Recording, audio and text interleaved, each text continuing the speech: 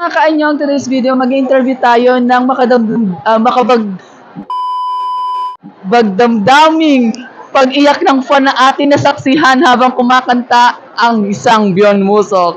Hello ate! Nakita kita kanina, sobrang hagulgul ka ng pag-iyak nung kumakanta si Beyond Musok. Anong naramdaman mo? Ba't bigla kang umiyak? Dream come true. Pwede na po akong kuhanin ni Lord.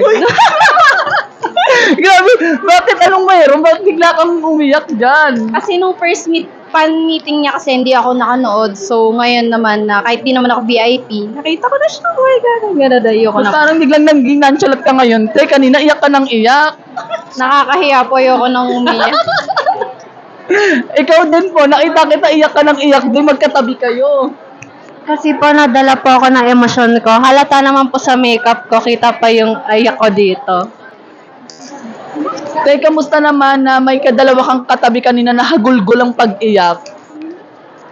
Eto, nahawa na rin sa kanila sa kakaiyak nila. Hagulugul talaga sila. Grabe. Pero deserve naman nila. Kasi second attempt namin na manood kay Byung Musok. At success naman. Wow. Di ba? So bakit kayo po, hindi po ba kayo nakiiyak sa kanila? Malapit na. Kaso naisip ko masisira yung makeup ko. Huwag na lang, no? Pero ang gwapo ni Byung Musok. The best. At ang bait pa. Anong pakiramdam na napakinggan mo siyang kumanta live? Pakiramdam ko, okay lang naman. Wala lang, na-feel ko lang na nandun ako sa K-drama niya.